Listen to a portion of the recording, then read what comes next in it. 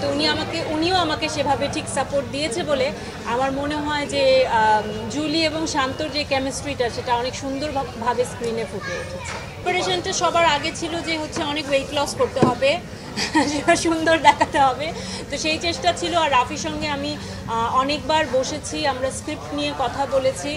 যতটুকু আপনারা স্ক্রিনে দেখছেন এটা আসলে রাফি আমাকে ক্যারেক্টারটা ধরিয়ে দিতে সাহায্য করেছিল। যে আপনারা দেখেছেন অলরেডি যে ক্যারেক্টারটা একটু চপল, একটু চঞ্চল, আর পার্সোনালি আমি খুব একটা সেরকম না, আমি একটু শান্তশিষ্ট।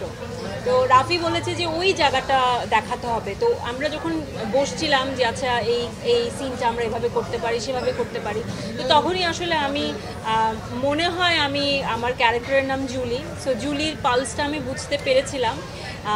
এরপর তো আমি বেশ গ্যাপের পর শুটিং সেটে যাই।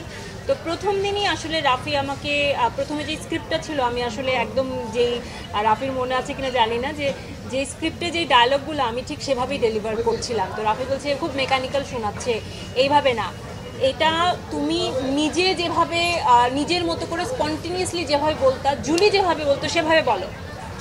তো তারপরে আমি সেভাবে বলা শুরু করে দিয়েছি, আর আমি মনে হয় ক্যারেক্টারটায় তখনই মিশে যাওয়া শুরু করেছি।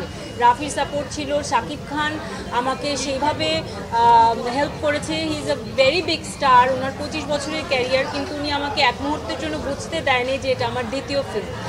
তো উনিও আমাকে সেভাবে ঠিক সাপোর্ট দিয়েছে বলে আমার মনে হয় যে জুলি এবং শান্তর যে কেমিস্ট্রিটা সেটা অনেক সুন্দরভাবে স্ক্রিনে ফুটে উঠেছে। নগদের কাছে সব গ্রাহকই প্রিয়, তাই তো সারা দেশে ক্যাশ আউট চার্জ সবচেয়ে কম।